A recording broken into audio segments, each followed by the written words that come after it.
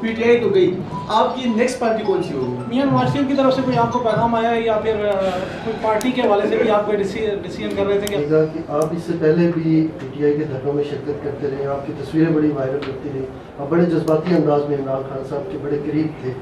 इमरान खान साहब की कब एक्सपोज हुआ कि इमरान खान साहब रियासत के खिलाफ है, कौमी इदारों के खिलाफ है? आप चूँकि उनके एजेंडे की बात करें तो एजेंडा पहले दिन से होता है। देखिए ऐसे पार्टियों का सर ऐसा क्यों है कि मतलब अगर कोई सियासतदान किसी पार्टी में है तो वो उन्हीं की गुण गाते रहते हैं, उन्हीं की हिमायत में, लेकिन जैसे ही कोई इख्तिलाफ होता है और फिर पार्टी से वो होती है, मुखालफत हो जाती है उनकी और फिर निकल जाती है किसी और। आप बिल्कुल ठीक कह आप ठीक कह रही है, लेकिन आप देखिए मैं ये कह रहा हूँ, आप आज़ाद कश्मीर में ग्रेड 22 के 5 अफसर हैं, उनमें से ही 1 ऑफ them ACSD थे, उनके वहाँ पे ऊपर लाया जा रहा था 19 ग्रेड का आदमी, जो ये कमिश्नर हुए होंगे तो वो ऐसी भर्ती हुआ होगा। मैंने उस पर कहा कि थोड़ा सीनियर बंदा लाएं तो या इनको यहाँ से चेंज करें। मैंने वो बल्कि अफसर मुझे मिला भी, मैं लाहौर गया तो मुझे आके मिला, मैंने उसे कहा कि मैं लाहौर में 4 साल रहा हूँ, आप मुझे मिले नहीं। उसने कहा मैं शरीफ आदमी था, अच्छा आदमी था। मैंने कहा बताइए कि कहते कि सर अगर मुझे मौका मिलता है, मैंने कहा जी मैंने ये कहा हुआ कि ये 10 अफसर भेजेंगे, 15 भेजेंगे, वो आज़ाद कश्मीर में काम करेंगे, हम अपने मुल्क के अंदर, वो तो इशू नहीं है। मैंने कहा आप मुझे थोड़ा ये बताएं, जो कि मैं काम करता रहा। मैंने कहा इस वक्त 8 वफाक में सेक्रेटरीज हैं 22वें ग्रेड के, जो मेरे साथ पंजाब में काम कर चुके मेरे अंडर। मैंने कहा मुझे ये बताइए कि आप उस बंदे की मीटिंग कैसे प्रेसिडेंट करेंगे जब आप ऐसी भर्ती हुए तो कमिश्नर हुआ होगा? कहते सर बात में बहुत लॉजिक है, नहीं कर सकता। मैंने कहा ये अपने पेशे का आया होता है, फयाज अली भाई साहब का ख्याल रखा होगा, लेकिन ये जो अभी हमारा वहाँ पर ड्रामा हुआ ना, तो चूँकि मुख्तलिफ लोग, ये नहीं होता कि मैं उम्र के किसी ख़ास हिस्से में पहुँच के या ख़ास शोबे से तल्लक रखते हुए जिस आदमी ने कहीं ना कहीं मेरा ख़राब होना होता है वो किसी भी स्टेज पर ख़राब हो सकता है।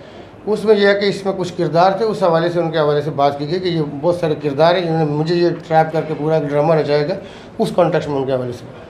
सरदार साहब ये बताइएगा कि आप इससे पहले भी पीटीआई के धरनों में शिरकत करते रहे, आपकी तस्वीरें बड़ी वायरल होती रही, आप बड़े जज्बाती अंदाज में इमरान खान साहब के बड़े करीब थे। इमरान खान साहब की कब एक्सपोज हुआ कि इमरान खान साहब रियासत के खिलाफ है, कौमी इदारों के खिलाफ है? आप चूँकि उनके एजेंडे की बात करें तो एजेंडा पहले दिन से होता है। देखिए ऐसे है कि मैं सिर्फ उनके जलसों में नहीं, चंद एक जलसों में आपने देखा मैं पीटीआई और हमारा जो इदारा है इंडी में, मैं जलसों की डायरेक्ट बात कर, मैं डायरेक्ट उनके दरमियान डायलॉग भी करता। मैंने कल किसी प्रोग्राम में कहा था कि उस वक्त के जो सिपा सलार थे जनरल बाजवा साहब, उन्होंने एक दफ़ा मुझे कहा कि अपने लीडर को आप चिट्ठी दस है, केड़ी चिट्ठी है अमेरिका की, चिट्ठी दस है, फिर गल करें। मैं आपसे गुजारिश करूँ कि देखें, जब आज़ाद कश्मीर में बलदियाती इलेक्शन हो रहे थे तो जिसको कहते हैं कि मछली मतलब माई बेआब वाला कहते हैं ना कि पानी के बगैर मछली का तड़पना, मैं एक तरफ सारी दुनिया से टक्कर लेके इलेक्शन कराना चाह रहा हूँ 32 साल में। फोर्स है मेरे पास 4.5 हमें चाहिए, जो एक्स्ट्रा हमें स्ट्रेंथ चाहिए वो चाहिए 37,000। मैं उससे पहले आके रौनक सनाउल्लाह साहब को मिला था, उन्होंने आज़ाद कश्मीर के पर्सपेक्टिव में मेरे साथ उन्होंने बहुत कर्टेसी का मुजाहरा किया। हमने हालांकि वो मीडिया में तस्वीर या वीडियो नहीं की, लेकिन हमने खबर रिलीज़ की थी। मुझे उन्होंने कहा जी सरदार साहब तुसी आज़ाद कश्मीर से जो कहोगे मैं करांगा। उन्होंने कहा जी मैं मुजफ्फराबाद ऑफिस बना लेना, कंट्रोल रूम रावलाकोट खुद आके बनाऊँगा, जो तुसी कहोगे कर। मुझे उन्होंने यहाँ तक कहा कि आप ये जो नादरा के ऑफिस हैं एग्जीक्यूटिव वाले जहाँ बनवाना चाहते हैं, मेरा आज़ाद, उन्होंने कहा जी आज़ाद कश्मीर से 60,000 भी दे। हुआ ये कि जो पीटीआई की जो तहरीक थी वो चल रही थी, वो डेट और हमारी इलेक्शन की डेट सेम थी। मुझे बाद उसको तो नहीं था आइडिया कि ये क्लैश कर जाएगी, तो मुझे वफाकी गवर्नमेंट ने ये कहा कि सरदार साहब आप अपने लीडर को कहें 2 दिन आगे कर लें, आपके इलेक्शन इंतहा ही है, 32 साल बाद हो रहे हैं। अब मुझे मैं बाहर उसको स्टेटमेंट दे सकता था, मैं कुछ चीज़ें होती है बाहर नहीं बताई। मैंने असद उमर साहब को और इमरान खान साहब के घर पाँव नहीं पकड़े तो मैंने कसर नहीं छोड़ी। मैंने कहा जी हमारे लिए इलेक्शन, हमें इलेक्शन फिर 3 हिस्सों में कराने पड़े, लेकिन वो नहीं माने। उनके लिए वो वाला था कि कोई बाहर से सरबराह आ रहा था, पता नहीं क्या था, या आर्मी चीज़ की कर रही हो रही थी, कुछ ऐसा काम था जो उनको सूट कर सकते, जहाँ पे उनको सूट करे।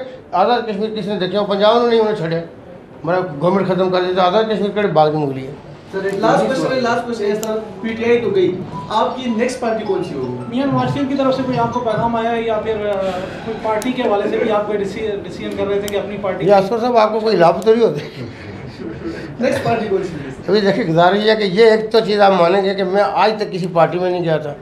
पीटीआई मेरी पहली पार्टी थी, और मैं जिस दिन उन्होंने मेरी जगह ये चेंज किया और ये सारा उन्होंने किया, उससे 2 दिन पहले मैंने इमरान खान साहब को अपनी पूरी पार्लियामानी पार्टी के मौजूदगी में ये कहा, मैंने कहा जी आपको पहले भी कहा था न गद्दार हैं न दगा देते हैं। मैंने कहा जी सरदार तनवीर अपने आप को इंडिस्पेंसेबल नहीं समझता, अल्लाह ताला का बनाए हुए निज़ाम में वो निज़ाम के लिए एक नया से नया बंदा लाता है। मैंने कहा जी कल सुप्रीम कोर्ट का फैसला होने दें, आपने क्यों बुला ली? मतलब है उससे एक दिन पहले मैंने रोकी, अभी सुप्रीम कोर्ट का डिसीजन नहीं है, पीपल्स पार्टी का इजलास हो रहा है, वो कह रहे हैं सुप्रीम कोर्ट के डिसीजन के बाद करेंगे। इनका जो मनी लॉन्ड्रर बैठा हुआ है सैफुल्लाह न्याज़ी, आला पाए का मनी लॉन्ड्रर है। मैं आपको बताऊँ कि असल प्रॉब्लम्स कम है, इस पर आपको दोबारा हम करेंगे आपके साथ प्रेस टॉक। अभी इशू ये है कि उसने फिर मीटिंग बुला ली। मैंने कहा खान साहब हम क्लियर हेडेड आते का ठीक। मैंने कहा जी ये पूरी पार्लिमानी पार्टी है, कुछ वहाँ से हमारे सीनियर लोग असद उमर साहब और 3-4 हमारे और लोग मौजूद। मैंने कहा जी अगर मेरे खिलाफ फैसला हुआ मैं आपको 4 नाम दूंगा वुज़रा में से, उनकी कारकर्दगी, उनकी ऑनेस्टी और उनके बैकग्राउंड के हवाले से, उसमें से किसी एक को आप नॉमिनेट करेंगे, उसको कायदे ऐवान वज़ीर-ए-आज़म मुंतखब कराना मेरा काम है। एक वोट भी बाहर गया तो मैं जुर्माना दूंगा, सियासत छोड़ दूंगा। जब ये मैं ज़बान दे के आ रहा हूँ तो सुबह वो परवेज़ खटक और असद का असर तो चले, मतलब हमारे उसमें कोई ऐसी चीज़ मुझे नज़र नहीं है, बाकी घर को अंडरग्राउंड हुई हो, लेकिन परवेज़ खटक साहब जैसा नेगोशिएटर आपको नहीं बेहतर पता, उसमें बहुत सारी जहतें चूँकि यह कि ये जाके हमारे पहली दफ़ा PTI का वहाँ वोट टूटा है। 1 साल में 14-15 इलेक्शन भुगताए हमने, 14-15 इलेक्शन में एक वोट, न किसी को कोरोना होता है, न किसी का पेट ख़राब होता है, न किसी का रिश्तेदार मरता है।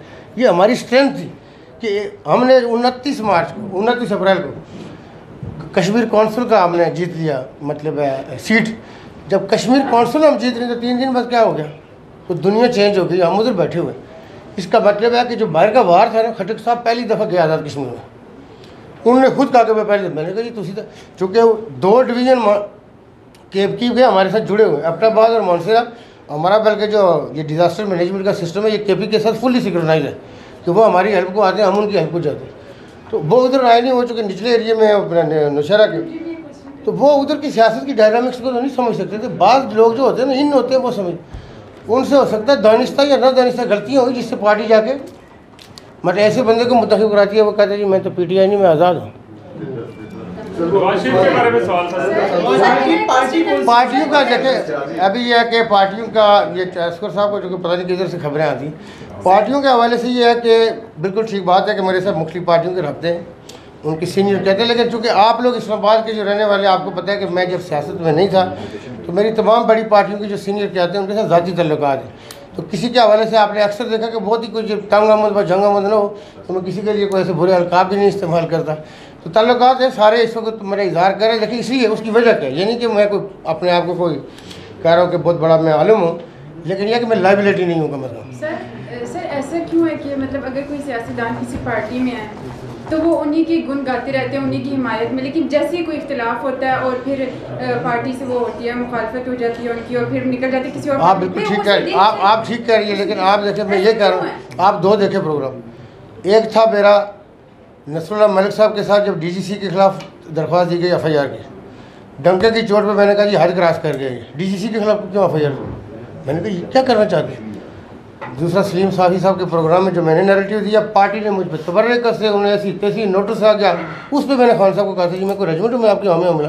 मैंने कहा आप किस तरह कर रहे हैं, आप कराची में जो बंदा बैठा उसको कहेगा दे बयान जरा थोड़ा दिल करता है। मैंने कहा हमें क्यों मजबूर करेंगे हम आपके हमें मिलाएं, उस पर वो खामोश हो जाते। आप भी सर जिस दिन से उस पार्टी से निकले अभी भी मैं ये नहीं कहता उसी दिन से आपकी मुखालिफ। देखिए बात यह है ना कि मैं ये कहूँ कि वहाँ परफेक्ट सिस्टम था। कल मैंने कहीं कहा था कि एक छलांग मार के उतरते हैं, हम पार्टी की दलदल में फंसे हुए थे। देखें पार्टी में खान साहब मतलब सुप्रीम थे ना, हम तो नहीं थे, हम फंसे हुए थे, हम क्या करते, लेकिन